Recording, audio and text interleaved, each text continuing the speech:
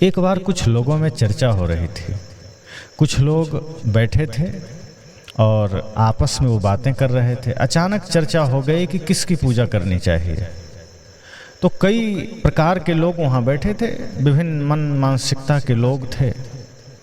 किसी ने कहा इंद्र की पूजा करनी चाहिए, किसी ने कहा ब्रह्मा की पूजा करनी चाहिए, किसी ने किसी का, किसी ने किसी का, किसी ने कहा विष्णु जी की पूजा करनी चाहिए। लेकिन सभी एक दूसरे के विचारों से सहमत नहीं थे। सबको लग रहा था कि नहीं, पहले इसकी उसकी, अपने अपने हिसाब से सभी लोग मान्यताएं बना रखे थे। कोई कहता था विष्णु जी की पूजा पहले हो, कोई कहता था इंद्र की ही पूजा होनी चाहिए, पहले या बाद की बात नहीं, उन्हीं की होनी चाहिए, क्योंकि वो ना हो तो बारिश ना हो। ऐसी भी लोगों की मान्यता है। अब ऐसे लोगों को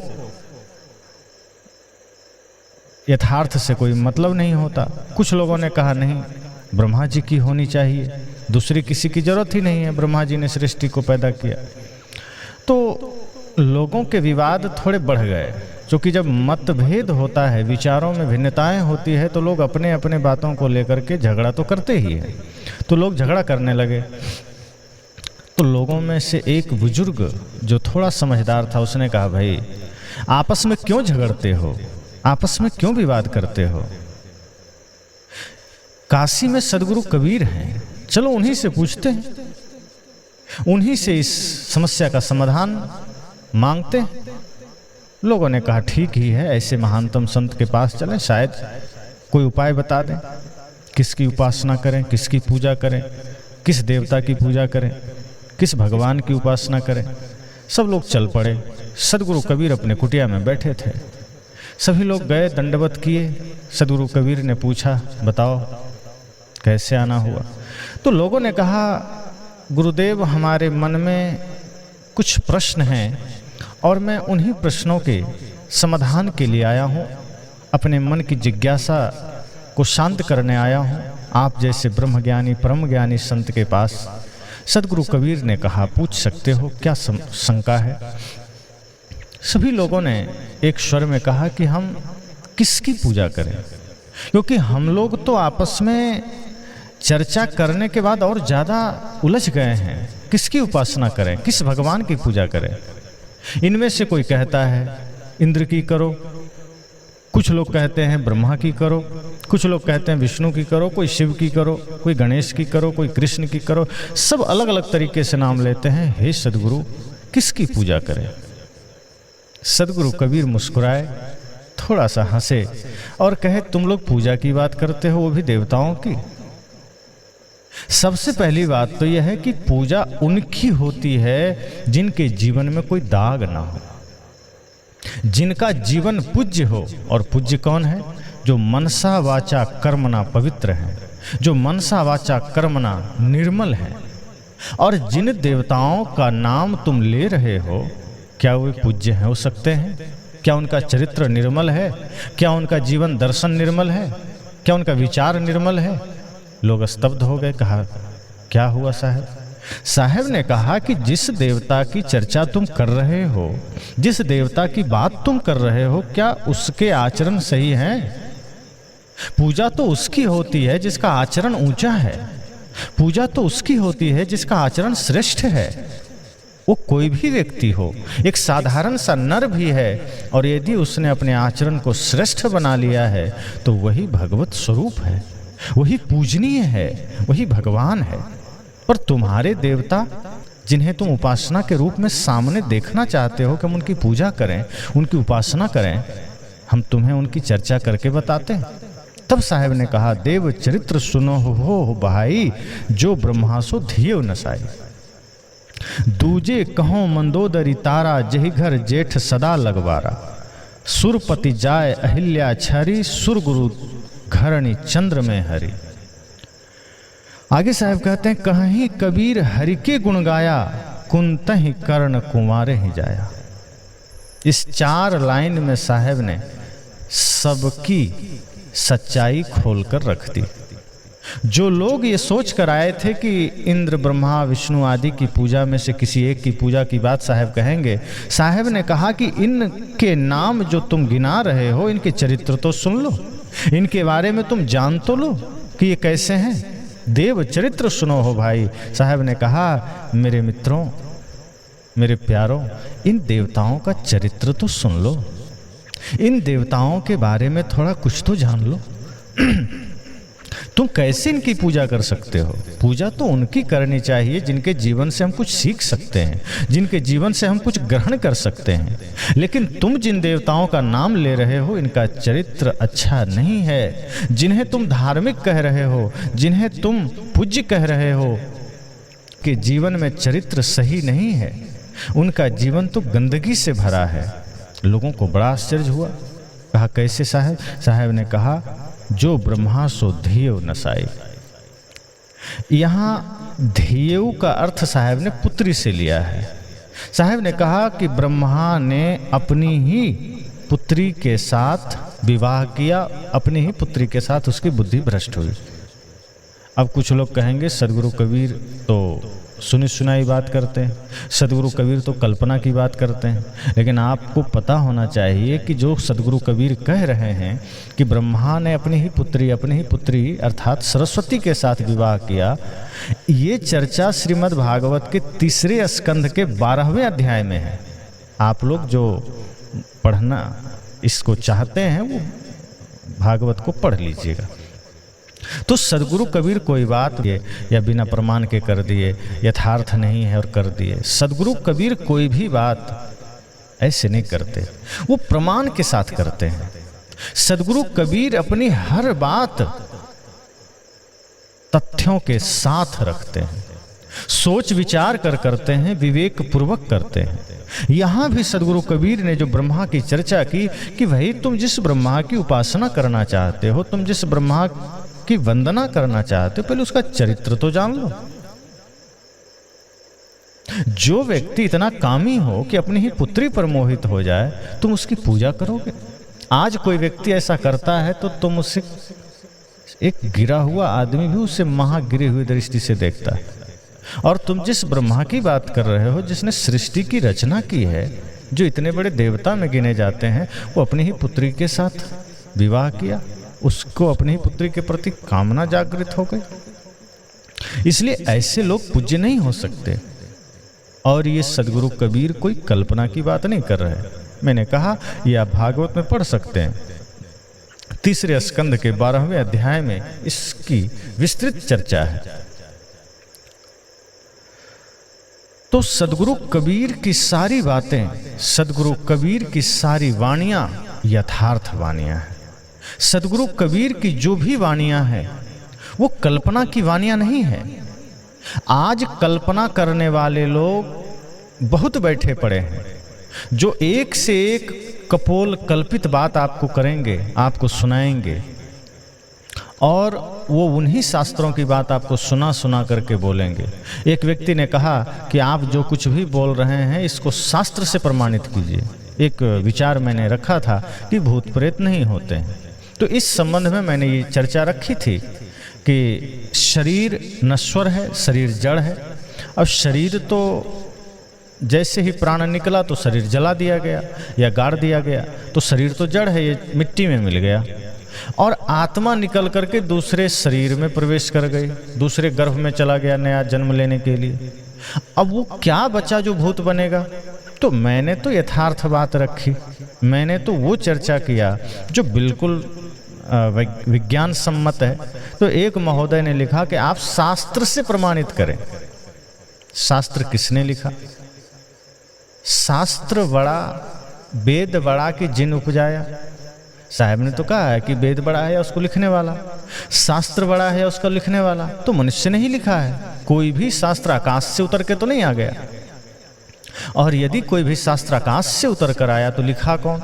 और यदि वो कोई लिखने वाला भगवान है तो उसमें फिर विसंगतियां कैसे आ गई, उसमें फिर भिन्नताएं कैसे आ गई? वो तो एकमात्र फिर वही शास्त्र होना चाहिए प्रमाणिक जो पूरे दुनिया में मानी जाए, लेकिन कोई नहीं मानता। वेद ही है तो सभी हिंदू नहीं मानते, क्योंकि बहुत से शास्त्रों में मानवता के विरोधी बहुत सी बातें आई है। तो जो भी शास्त्र की बात हम करते हैं, कि जो लोग कहते हैं शास्त्र से आप बोलिए, तो शास्त्र से ज़्यादा महत्वपूर्ण व्यक्ति का विवेक होता है, अनुभव होता है। प्रकृति के नियमों के अनुरूप जो विचार है, विश्व के शाश्वत नियमों के अनुरूप जो विचार है, वही सबसे सार्थक विचार है, वही सबसे प्रामाणिक विचार है। शास्त्र में कुछ भी लिख दिया तो क्या मान लेंगे? अब शास्त्र में तो ये भी लिख दिया कि राजा प्रियव्रत 11 अरब वर्ष राज्य किए, तो क्या मानने की बात है ये?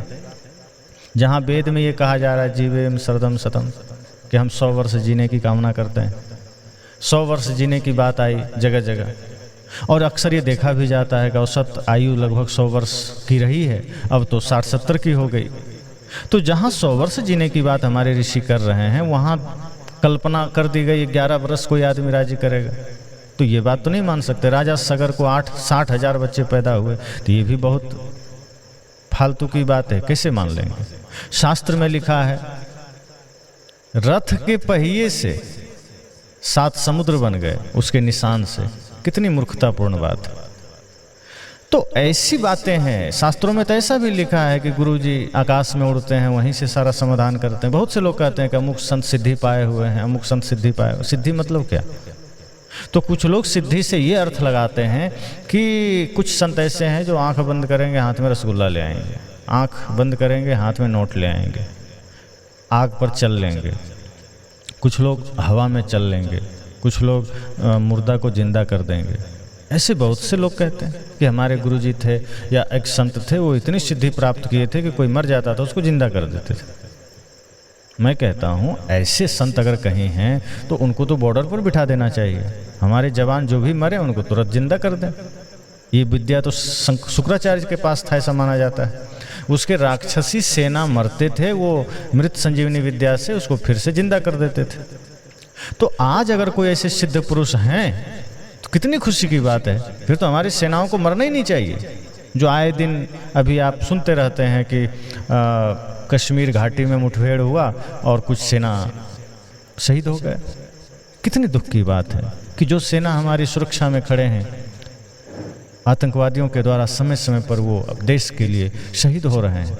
तो ऐसे सिद्धों को तो वहाँ बिठा देना चाहिए। तो जो लोग ये मानते हैं कि सिद्धियाँ हैं, और वो कौन सी सिद्धियाँ हैं, तो हाथ हिलाना, राख ले आना, उसी से फिर कबूतर बना देना, फिर मिठाई ले आना, पैसा बना देना, आग पर चल लेना, पानी पर चल लेना, तो ये बात समझ लीजिए, इसे सिद्धियाँ नहीं कहते हैं, इसे जादूगरी कहते हैं। और जादूगर होना और एक सिद्ध संत होना बहुत फर्क है। सिद्ध संत वो है जो क्रोध का जवाब भी प्रेम से देता है। सिद्ध संत वो है जिसका मन वचन कर्म पवित्र हो गया है। सिद्ध संत वो है जिसे कामना स्पर्श भी नहीं कर सकती। सिद्ध वो है जिसे क्रोध, अहंकार, लोभ, मोह छू नहीं सकता। जो इस धरती पर सच्चे अर्थों में सही से चल रहे हैं, जिनका कदम गलत रास्ते पर नहीं जा रहा है, जिनका कदम गलत मार्ग में नहीं जा रहा है, वही सिद्ध संत हैं, वही सच्चे संत हैं। तो जो लोग ये कहते हैं कि शास्त्रों का उदाहरण से समझाइए, आप समझ लीजिए कि सर्वथा शास्त्र प्रमाण नहीं हो सकते। बहुत से लोग शास्त्र पढ़े, वो शास्त्र का प्रमाण देते हैं। जैसे जो अंग्रेजी डॉक्टर हैं, तो वो अंग्रेजी दवाइयों का जो भी फार्मूला पढ़े हैं उसी से वो इलाज करेंगे। जो आयुर्वेद के डॉक्टर हैं वो आयुर्वेद से इलाज करेंगे। और आप ये बात जानते हैं कि आयुर्वेद में फार्मूलाओं की कोई कमी नहीं है। आयुर्वेद अनंत है। एक दवा से 100 बीमारियां ठीक होती।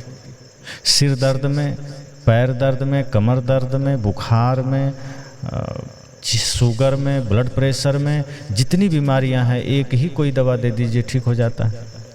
आप सब सुनते हैं एक चूना से 70 बीमारी ठीक हो जाता है, गौमूत्र से 200-300 बीमारी ठीक हो जाती, सहजन के पत्ती से, मुरिंगो से 200-300 बीमारियां ठीक हो जाती है, एलोवेरा से, नीम से, गिलोय से, तुलसी से, हरसिंगार से सैकड़ों बीमारियां ठीक होती है। अंग्रेजी कोई दवा बता दीजिए। तो कुछ चीज़ें सीमित होती है, अनुभव का ज्ञान असीमित है। आखिर सदगुरु कबीर और सर्वानंद में जो शास्त्रार्थ हुआ, तो सर्वानंद क्यों हार गया? क्योंकि वो पोथी का ज्ञान लेकर आया था, शास्त्र का ज्ञान लेकर आया था, सदगुरु कबीर अनुभव का ज्ञान लेकर आए थे। इसलिए तो साहब ने कहा, मेरा तेरा मनवा कैसे एक होई रे, तू कहता कागज की लेखी, मैं कहता आँखन की देखी, तू कहता कागज की लेखी, मेरा तेरा मनवा कैसे एक होई रे। तुम कागजों की बातें लेकर घूम रहे हो, तुम शास्त्र प्रमाण लेकर घूम रहे हो। अरे शास्त्र तो पुराने हो चले हैं, उसके प्रमाण तो आज मेल ही नहीं खाएंगे। शास्त्रों में आप अपने जीवन के प्रश्नों का उत्तर खोजने जाएंगे, शास्त्रों में अपने जीवन की समस्याओं का समाधान खोजने जाएंगे तो 100% मिल ही जाएगा, इसकी कोई गारंटी नहीं है। क्योंकि जो शास्त्र समय परिस्थिति के अनुसार लिखे जाते हैं उसके उत्तर बाद में मुर्दे होते चले जाते हैं। हाँ, कुछ ऐसे शास्त्र हैं जिसके ज्ञान यथार्थ हैं, जैसे उपनिषदों का कुछ ज्ञान है जो यथार्थ है, जो कभी पुराने नहीं होंगे।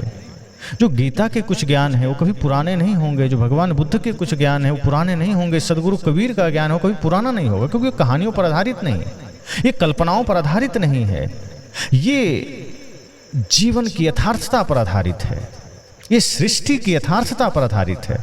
सदगुरु कबीर कोई बात कल्पना की करते ही नहीं है, वो जीवन की यथार्थता की बात करते हैं। इसलिए अगर ये मानते हैं कि शास्त्र प्रमाण होगा तो शास्त्र प्रमाण नहीं होता, आदमी का विवेक प्रमाण है। तो लोग ऐसी भी बातें करते हैं, लेकिन सदगुरु कबीर कभी भी अपनी बातें अपनी ही शब्दों से सिर्फ पुष्ट नहीं करते, वो हमारे शास्त्रों को भी लाते हैं कि देख लो जो मैं कह रहा हूं वो मेरे मन की कल्पना नहीं है। सदगुरु कबीर कहते हैं वो मेरे मन के बस विचार नहीं है, मैं जो बातें रख रहा हूं वो तुम्हारे ही शास्त्रों में लिखे गए। अब आप ही विचार करिए कि ब्रह्मा को हम सृष्टि का जनक मानते हैं, सृष्टि पैदा करने वाला सबसे बड़ा देव मानते हैं, और उसे अपनी ही पुत्री पर मोहित होना, क्या ये कहीं से भी जायज है? सुन करके शर्म आ जाए, फिर वो पूजा कैसे करवाने लायक हो जाएंगे? ब्रह्मा की पूजा कैसे हो सकती है? और यही बात सदगुरु कबीर अगर कहते हैं तो लोगों को लगता है कि कबीर तो उल्टी बात करते हैं, कबीर तो गाली देते हैं, हिंदू धर्म पर चोट करते हैं। सदगुरु कबीर ना हिंदू विरोधी हैं, सदगुरु कबीर ना मुस्लिम विरोधी हैं, सदगुरु कबीर पाखंड विरोधी हैं, वो मानवता के हितैषी हैं। इसलिए वो कहते हैं जो ब्रह्मा सो धियो नसाई, जिस ब्रह्मा की आप बात कर रहे हैं ये तो अपनी ही पुत्री के साथ मोहित हो गया, उसी के साथ विवाह कर लिया, ये पूजा के लायक नहीं है। फिर आगे साहब ने कहा, दूजे कहो मंदोदरी तारा, मंदोदरी और तारा का ही नाम ले लो। साहब ने उदाहरण दिया लोगों को जो उनसे पूछने गए थे, जो उनसे सवाल करने गए थे कि भाई तुम शास्त्रों में ही अगर तुम कुछ जानना चाहते हो तो तुम्हारे ही शास्त्र से मैं बोल रहा हूँ, तुम्हारे ही शास्त्र से मैं चर्चा कर रहा हूँ। दूजे कहो मंदोदरी तारा, कि जो लोग मंदोदरी और तारा को की चर्चा करते हैं, उसके बारे में बातें करते हैं, तो तुम्हारे ही मंदोदरी और तारा के बारे में जान लो। इसे तो बहुत से लोगों ने शास्त्रों में पंचकन्याओं में गिना है। अहिल्या, द्रौपदी, तारा, कुंती, मंदोदरी तथा पंचकन्या स्मरे नित्यम महापातक नासिनी, इन्हें पंचकन्याओं में गिना गया है। अब साहब कहते हैं कि ये तो शायद किसी ने मजाक में कर दिया होगा, पंचकन्या कैसे हो जाएगी? कन्या, पहली बात तो ये लोग सब विवाहित थे, कुंवारी तो थी नहीं जो कन्या में आप इसे गिन लेंगे, वही पंचकन्या में। फिर साहब ने कहा कि मंदोदरी और तारा क्रमशः रावण और बाली की पत्नी थी, और बाद में जब रावण और बाली मारा गया तो फिर यही सुग्रीव और विभीषण की पत्नी बन गई। फिर ये पंचकन्या में कैसे गिनी जाएगी?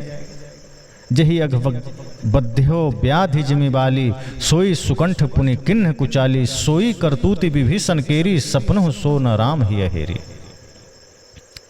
गोस्वामी जी कहते हैं कि मंदोदरी और तारा भी पंचकन्याओं में नहीं गिनी जा सकती, लेकिन हमारे यहाँ गिन लिया लोगों ने। आज अगर कोई ऐसा कर ले, बड़ा भाई गुजर जाए और उसकी पत्नी को जबरदस्ती अपनी पत्नी को ही बना ले, तो समाज में सब उसे गाली देंगे। लेकिन शास्त्र में आप देखिए कि क्या हुआ। जिस सुग्रीव को राम के सेना का नायक माना गया, जिसे धर्म का पक्षधर माना गया, जिस विभीषण को भक्त माना गया, उसकी करतूती क्या है? भाई की पत्नी को अपना बना लिया। उसी रामायण में जहां लक्ष्मण ने सीता को माँ का रूप दिया, माँ का दर्जा से देखा, माँ के रूप में पूजा किया, माँ माना, भाभी माँ समान होती है, उसी रामायण में सुग्रीव ने अपने ही बड़े भाई की पत्नी तारा के साथ क्या किया? विवाह कर लिया। वहां राम जी का संदेश कहां गया? उसी रामायण में विभीषण ने मंदोदरी के साथ क्या किया? इसलिए साहब कहते हैं कि मैं कोई भी बात बिना प्रमाण के नहीं करता। अगर आप शास्त्र की प्रमाण खोजते हो तो लो, तुम्हारे इस शास्त्र का प्रमाण है, ये मैंने तो नहीं लिखा, ये रामायण हमने थोड़े लिखा है, वाल्मीकि रामायण में बातें आई है। तो सदगुरु कबीर कहते हैं कि दूजे कहो मंदोदरी तारा, जेहि घर जेठ सदा लगवारा।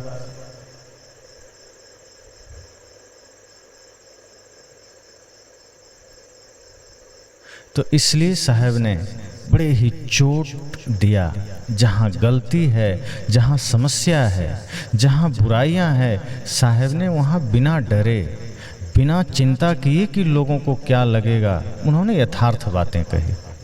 इसलिए जो लोग सुनने आए थे कि किसकी पूजा करें, उनकी तो बोलती बंद हो गई कि अब क्या करें। हम तो सोचते थे ये पूजा करने योग्य हैं, ये लोग सभी धर्मात्मा हैं। साहब ने कहा नहीं, धर्मात्मा नहीं, धर्मात्मा कभी ऐसा काम नहीं कर सकता है, तो दुष्टात्मा है। जिनके जीवन में ऐसे विचार हैं जो कामना के वशीभूत हैं, जो अधर्म के पथ पर चल रहे हैं, उससे हम कैसे गिन सकते हैं कि वो धर्मात्मा है।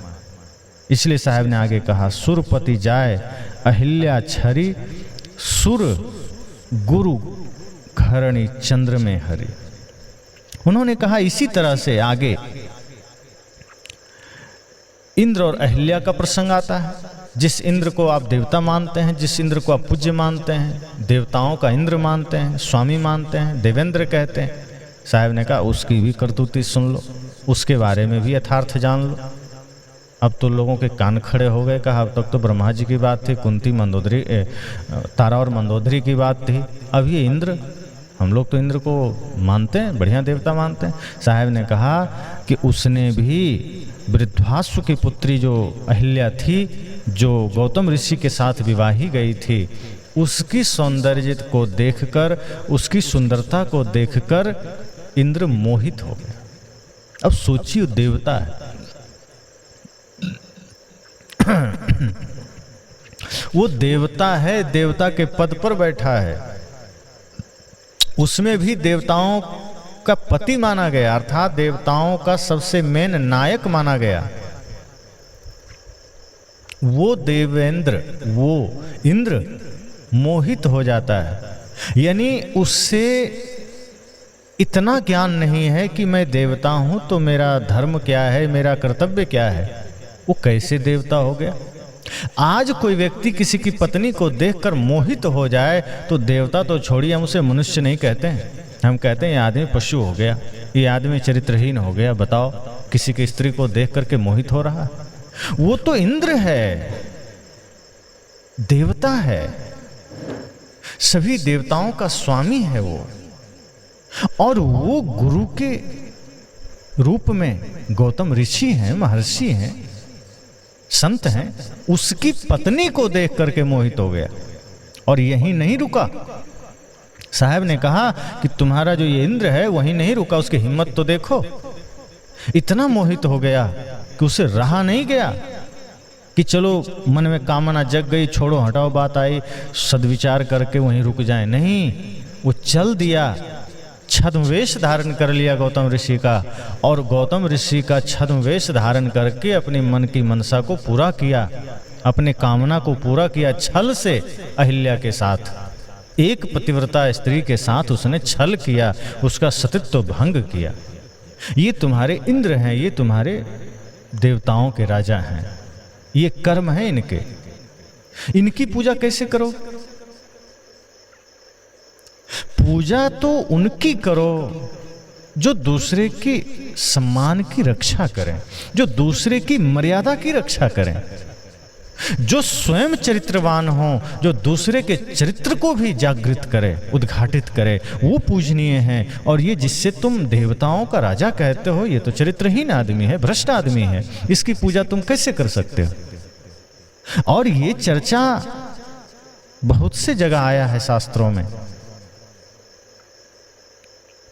जो कि महाभारत, वाल्मीकि आदि रामायण में भी ये कथाएं के रूप में है। जब अहिल्या का प्रसंग आता है राम जी का, तो वहाँ चर्चा आती है कि गौतम ऋषि की पत्नी के साथ इंद्र ने कैसे छल पूर्वक उसके साथ गलत किया, उसके सतीत्व को भंग किया। तो साहब तो सत्य कहते हैं।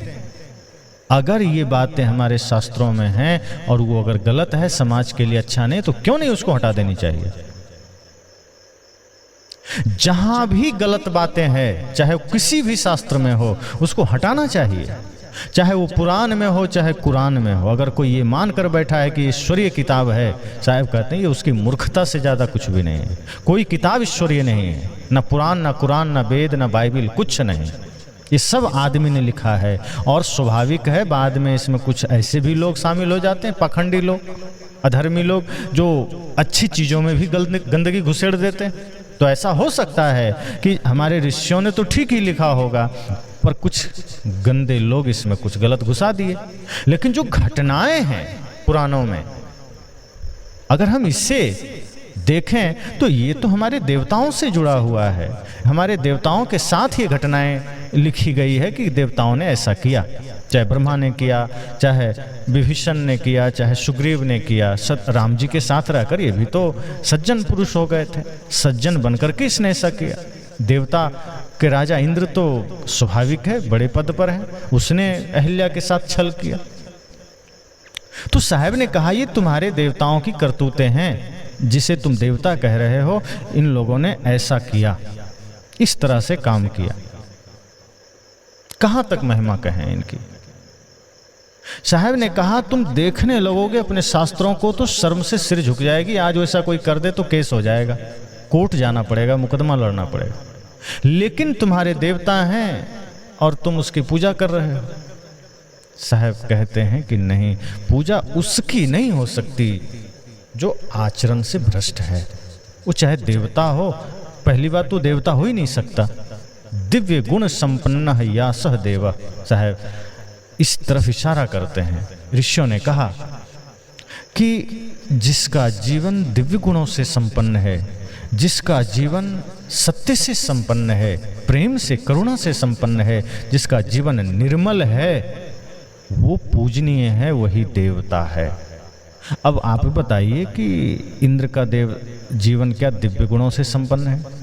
जो ऐसा कर्म कर रहा है, ऐसा सोचना महापाप है, वो तो ऐसा कर रहा है।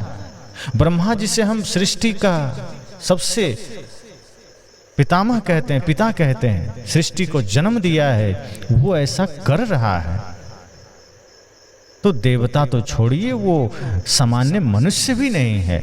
इसलिए साहब कहते हैं सुरपति जाए अहिल्या छरी, सुर गुरु घरणी चंद्र में हरि। अब साहब ने कहा कि इंद्र की बात तो जान लिया, थोड़ा सा चंद्रमा की भी जान लो। इंद्र की ही सभा में चंद्रमा भी एक देवता था। कहा जाता है एक बार चंद्रमा राजसु यज्ञ किया और उसमें बहुत से लोग को निमंत्रण दिया। ये चंद्रमा को महर्षि अत्रि का पुत्र कहा गया है हमारे शास्त्रों में। तो महर्षि अत्रि के पुत्र हैं चंद्रमा, और उसने राजसु यज्ञ ठाना। तो उसमें बहुत लोगों को निमंत्रण दिया, जिसमें देवगुरु बृहस्पति भी अपनी पत्नी तारा के साथ आए। वो खूबसूरत थी। अब ये हमारे ऋषि मुनियों की जो पत्नियां हैं, अगर खूबसूरत हैं तो देवता उस पर आंख गड़ाए रहते थे। देवता देखते रहते थे कि किनकी पत्नियां खूबसूरत है। इनका यही काम था, दूसरा कोई काम नहीं था। कोई जमीन पर तपस्या कर रहा है तो इंद्र वो देखता था, कोई बढ़िया स्त्री है तो उसे देखता था।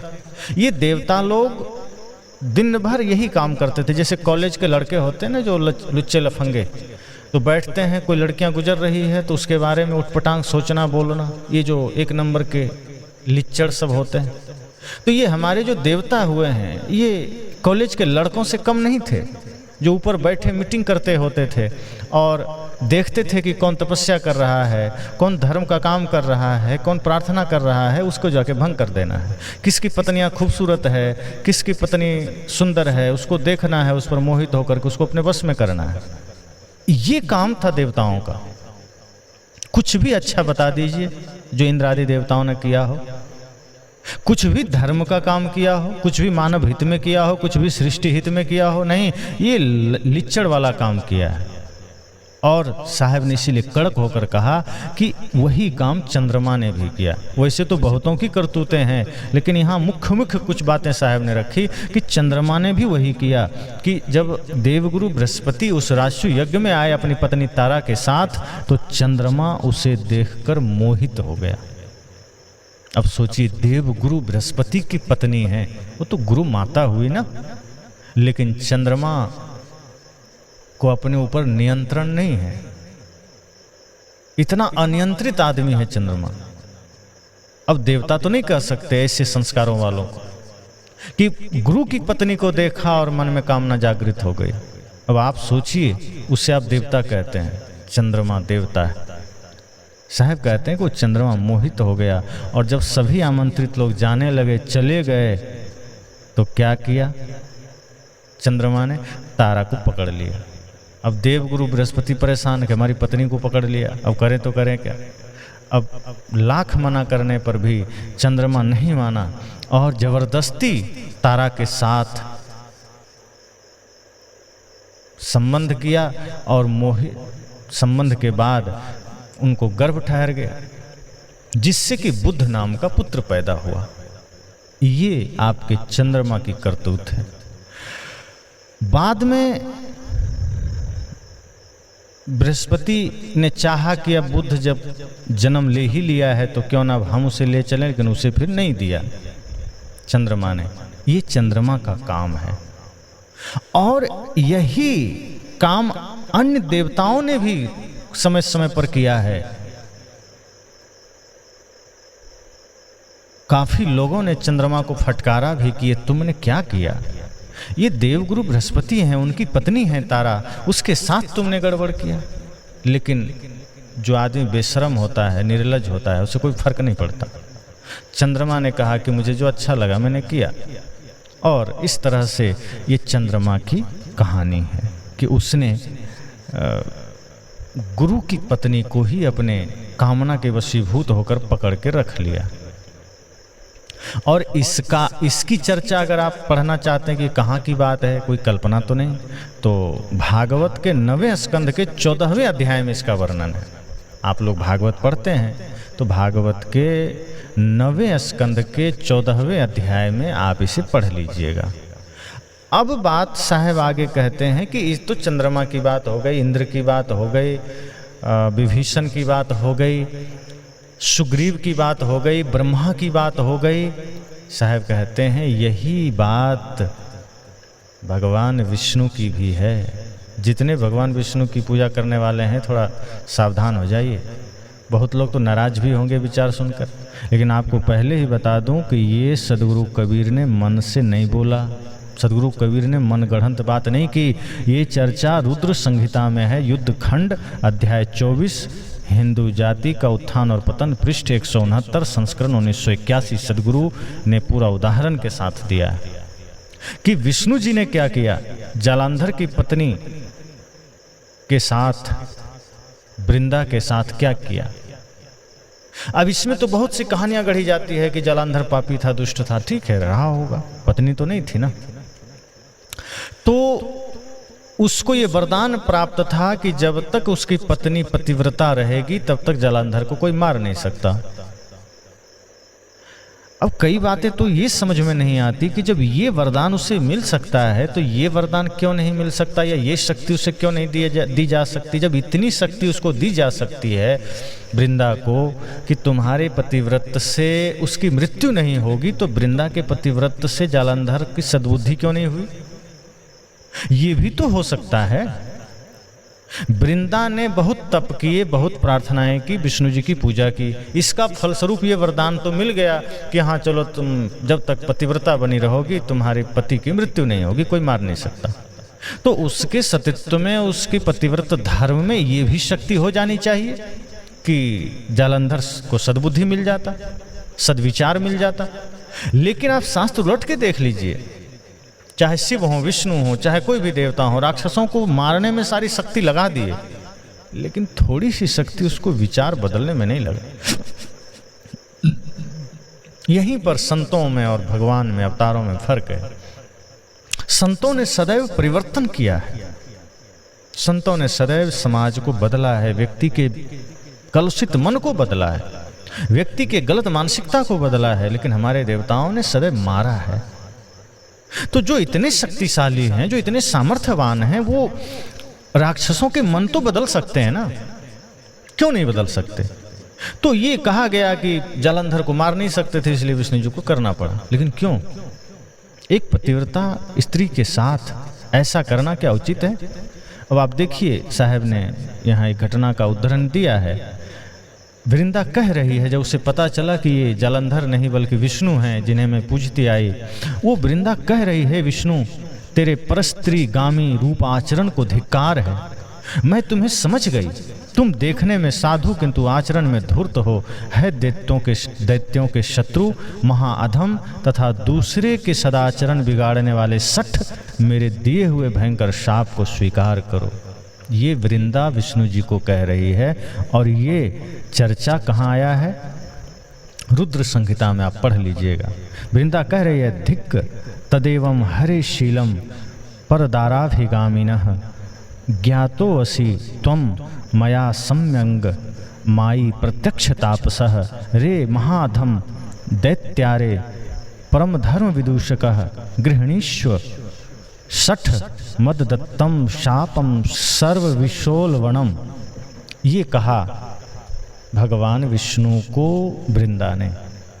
अब आप विचार करिए कि जिन्हें हम इतने पूज्य मानते हैं, वैष्णवों का स्वामी मानते हैं, सतो गुणी मानते हैं, वो भगवान विष्णु से ये भूल हो रही है, वो ये काम कर रहे हैं। सदगुरु कबीर कहते हैं, कहाँ तक कहा जाए, किसकी किसकी चर्चा की जाए? सबने त्रुटियां की है, सबसे कुछ न कुछ गलती हुई है। इसलिए साहब ने कहा कि हे मेरे प्यारे, मेरे अपने, सब ये पूरी पृथ्वी के लोगों सुनो, ये संसार के लोगों सुनो, तुम जिन जिन देवताओं की पूजा करना चाहते हो, पहले उनका चरित्र तो देखो कि वो पूजा के लायक हैं कि नहीं। पूजा तो उनकी करो जो चरित्रवान हैं, पूजा तो उनकी करो जो दिव्य गुणों से संपन्न हैं, पूजा तो उनकी करो जो आचरण संपन्न है। उनकी पूजा से जीवन में कुछ सद्बुद्धि आएगी, कुछ सदाचरण आएगा, कुछ सद्ज्ञान आएगा। ऐसे लोगों की पूजा करने से कुछ नहीं मिलेगा जिसका आचरण खुद गिरा हुआ हो। और ये तुम्हारे देवता तो गिरे हुए हैं, इसकी पूजा क्या करना? आप देखिए, आप कहते हैं कि हमारे जितने भी देवता हैं सब महान हैं, सब एक दूसरे से ईर्ष्या करते थे, सब आपस में लड़ते रहते थे, एक दूसरे प्रतिस्पर्धा में लगे रहते थे। ये सामान्य मनुष्यों का काम है।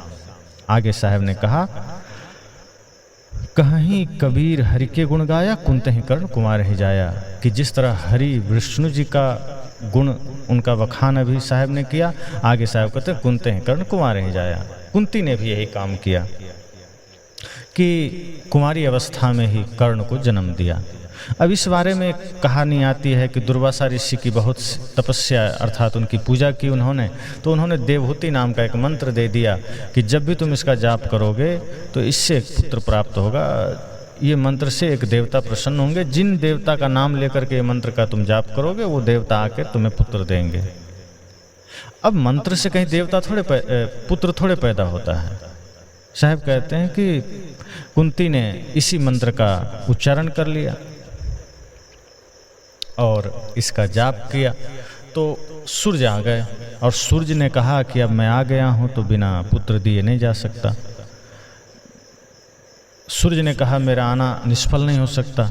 अंततः सूर्य ने कुंती को गर्भवती कर दिया, और चूँकि कुंती तब तक कुंवारी थी तो उसका विवाह भी नहीं हुआ था, तो उसको जब बच्चा पैदा हुआ तो लोकलाज के डर से उसको पेटी में बंद करके नदी में बहा दिया।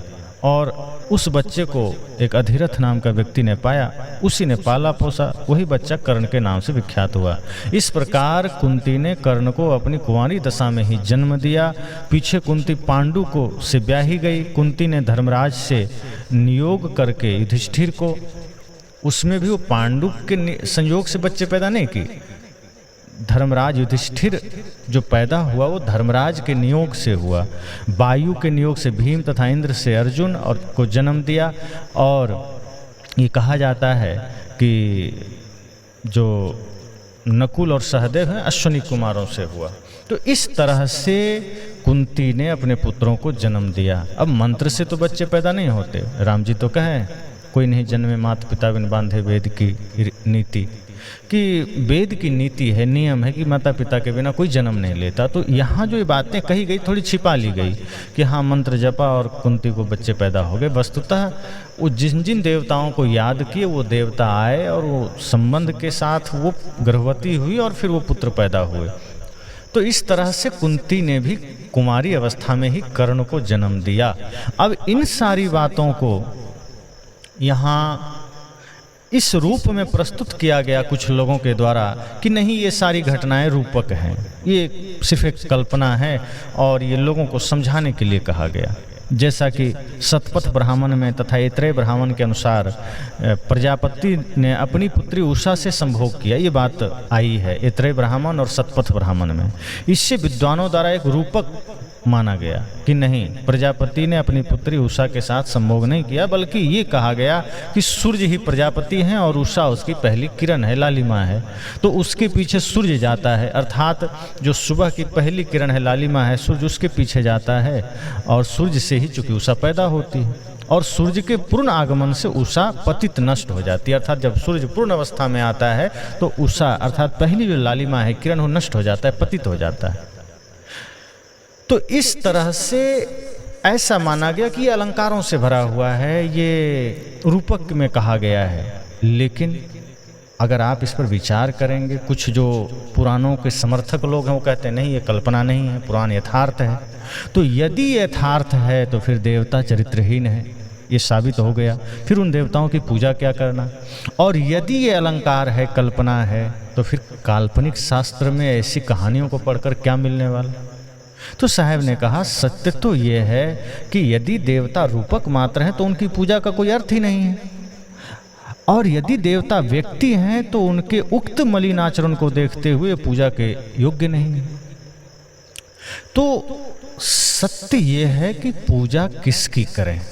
अंत में साहब ने समझाया कि पूजा सदैव दिव्य गुणों से संपन्न व्यक्ति की जानी चाहिए। पूजा सदैव धर्मात्मा लोगों की जानी चाहिए। पूजा उसकी कभी नहीं करनी चाहिए जिसके जीवन में व्याधियां हैं, जिसके जीवन में मानसिक रोग हैं, जिसके जीवन में शारीरिक रोग हैं। और मानसिक रोग हैं, शारीरिक रोग हैं, वैचारिक रोग हैं, उसकी पूजा कैसे करेंगे। अब यहाँ ये अर्थ नहीं शारीरिक रोग मतलब वो बाहरी रोग से ग्रसित है।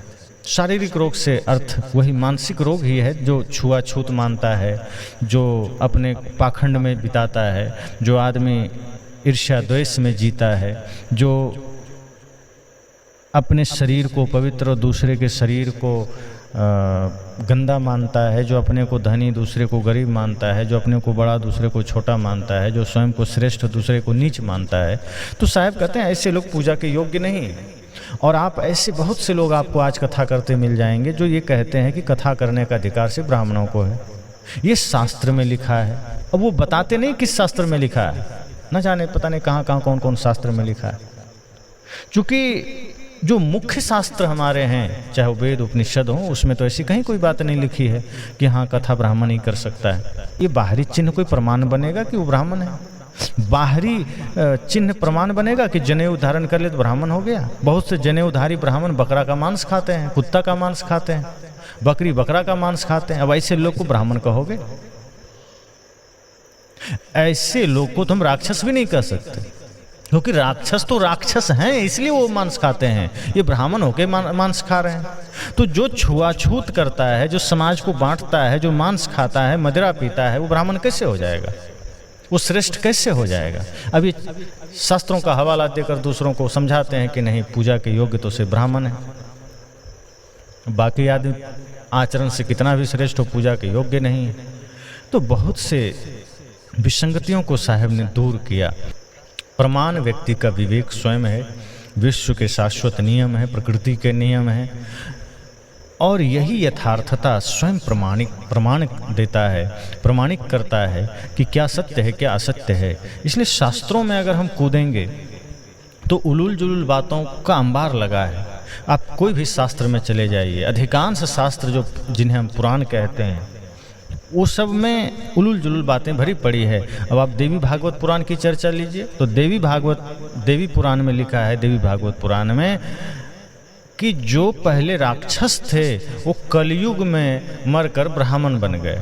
यानी कि जो ब्राह्मण आज हैं वो सच में ब्राह्मण नहीं है, वो द्वापर त्रेता सतयुग के मरे हुए राक्षस हैं। अब लो, आपके ही शास्त्र में लिखा है तो मानिए इस बात को।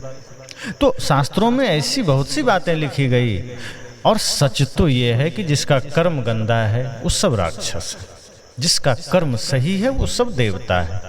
और वो कोई भी हो सकता है, एक साधारण इंसान भी अगर कर्म बढ़िया कर लिया वो देवता है। और जो अपने को श्रेष्ठ मान कर बैठा है, जो ये कह रहा है कि मैं ब्राह्मण कुल में जन्म लिया, मैं श्रेष्ठ हूँ, यदि उस मनसा वाचा कर्मणा पवित्र नहीं है, यदि उसका खान पान शुद्ध नहीं है, वो ब्राह्मण तो छोड़िए एक साधारण इंसान भी नहीं हो सकता। इसलिए लोग संतुष्ट हुए कि हे सद्गुरु, आज आपने मेरी आंखें खोल दी। आज आपने बता दिया कि जो सद्गुणों से संपन्न है उसकी पूजा करें, वो चाहे माता हो, पिता हो, गुरु हो, सज्जन हो, कोई भी हो समाज में। और जो ऐसे महापुरुष हैं जिनका जीवन दिव्य गुणों से संपन्न है, उनकी हमें पूजा करनी चाहिए। और पूजा से मतलब क्या कि सिर्फ अगरबत्ती घुमाना, ये थोड़े। पूजा अगर साहब कहते हैं पूजा करो तो पूजा का मतलब होता है उनकी बातों को मानो, उनकी सेवा करो, माता पिता गुरु की सेवा करें, महापुरुषों के विचारों को अपने जीवन में उतारें, यही उनकी पूजा है। अगरबत्ती घुमाना तो एक छोटा सा विधान है, आपकी आस्था का एक छोटा सा उदाहरण है कि हाँ आप उनमें आस्था रखते हैं, उनमें भाव रखते हैं, तो आप धूप दीप जला लीजिए, प्रज्वलित कर लीजिए, कोई बात नहीं, विरोध नहीं। लेकिन आप अगरबत्ती घुमा के दूसरों को गाली दे रहे हैं, आप उनके सामने प्रार्थना गा करके उधर क्रोध कर रहे हैं, आप उनके सामने नैवेद्य चढ़ा करके मिष्ठान चढ़ा करके इधर मांस मछली अंडा मुर्गी काट रहे हैं। साहब कहते हैं फिर ये पाखंड है, छलावा है, राक्षसी कृत्य है, ये नहीं करना है। पूजा का अर्थ है मनसा वाचा कर्मणा, पवित्र हो जाइए, सबके साथ प्रेम का व्यवहार रखिए, सबके साथ न्याय का व्यवहार रखिए, सबके साथ सत्य का व्यवहार रखिए। और जो ऐसा रखता है वो सबके साथ सम्मान का भाव भी रखता है। और जो माता पिता गुरु में श्रद्धा करे, सम्मान का भाव रखे, उनकी बातों को माने, वही असली पूजा है, यही असली धर्म है, यही असली उपासना है। तो सद्गुरु कबीर की यह वाणी बहुत ही क्रांतिकारी वाणी है। निश्चय ही यह विचार सुनकर के बहुत से मानंदियों को चोट तो लगेगी, बहुत से पाखंडियों का सिंहासन भी हिलेगा, क्योंकि उनकी मान्यताओं पर ये चोट नहीं है, सीधे एटम बम का प्रहार है। इसलिए सद्गुरु कबीर से लोग 2 कोस दूर से ही भागते हैं, उनके विचार सुनना नहीं चाहते। लेकिन सद्गुरु कबीर कहते हैं तुम सुनो ना सुनो, पर जो भ्रांतियाँ समाज में फैली है उस पर तो हमें कहना ही कहना है। और जहाँ गंदगी है उसे ठीक करना है, और ये गंदगी किसी के भी नाम पर हो उसे मिटाना है, उसे दूर करना है। और ये यथार्थ बातें, ये यथार्थवाणी आप सुने, समझें और निष्पक्ष होकर विचार करें। जब निष्पक्ष होकर विचार करेंगे तब समझ में आएगा। क्योंकि सद्गुरु कबीर ईर्ष्या बस कोई बात नहीं करते, वो मनुष्य जीवन को ऊंचा उठाना चाहते हैं, वो खुद मनुष्य को देवत्व में स्थापित करना चाहते हैं। उन्हें किसी इंद्र से ईर्ष्या नहीं है, लेकिन उनका जो कर्म था साहब ने सिर्फ उसे दिखाया। अब आप जिन्हें धर्मराज कहते हैं युधिष्ठिर को, वो जुआ खेल रहा है। अब सोचिए, वो धर्मराज है, वो जुआ खेल रहा है। एक साधारण इंसान आज जुआ खेले तो आप कहते हैं कि आदमी भ्रष्ट हो गया, जुआ खेलता है। और युधिष्ठिर जुआ खेल रहा है और वो पूजनीय है। वो द्रौपदी को 5 भागों में बांट रहा है। द्रौपदी कोई वस्तु थोड़ी थी, वो धर्मराज है और वो कह रहा है नहीं नहीं ये धर्म का हानि हो जाएगा। एक स्त्री को तुम 5 भागों में बांट रहे हो, अर्थात तुम कह रहे हो कि नहीं अर्जुन ने जीत कर लाया है, लेकिन अगर माँ ने कह दिया कि 5 बांट कर खा लो तो हमारा भी अधिकार बनता है। ये कहाँ का धर्म है भाई? ये नहीं कह रहा है कि हम कामना के वशीभूत हो गए, द्रौपदी को देखकर हम भी मोहित हो गए, इसलिए हम ये षड्यंत्र रच रहे हैं कि द्रौपदी हमें भी मिल जाए। वो ये नहीं कह रहा है। और जब जुए में सब कुछ हारने लगा, एक तो महाजुआड़ी आदमी, जुआ के नाम पर तुरंत मुंह से पानी टपकने लगता था, तो जुआ के नाम पर उसने जुआ खेला। अब जुए में भाई को हार गया, धन को हार गया, पत्नी द्रौपदी को लगा दिया। इतना मूर्ख आदमी, इतना बाह्यात आदमी मिलेगा जो जुआ खेले? आज महाजुआड़ी से जुआड़ी आदमी अपना धर्म धन सब हार जाता है, कम से कम अपने भाई और पत्नी को दांव में नहीं लगाता। तो आप जिन्हें कह रहे हैं कि वो धर्मात्मा है, साहब कहते हैं धर्मात्मा नहीं है, सब दुष्टात्मा है। धर्मात्मा तो वो है जो इतना तो विचार करे कि जुआ महापाप है, इतना तो विचार करे कि परस्त्री पर दृष्टि डालना महापाप है। जो इतना विचार नहीं कर सकता वो धर्मात्मा नहीं हो सकता, वो देवता नहीं हो सकता। तो सदगुरु कबीर सत्य बात कहते हैं, और अगर सत्य किसी को पचता नहीं तो ये सदगुरु कबीर की समस्या नहीं, वो उस व्यक्ति की समस्या है। इसलिए निष्पक्ष होकर सुनिए तो जरूर सदगुरु कबीर की वाणी समझ में आएगी और सत्य समझ में आएगा। नफरत किसी से नहीं करना है, पर यथार्थ समझना है, सत्य समझना है और सत्य के पथ पर चलना है, बस।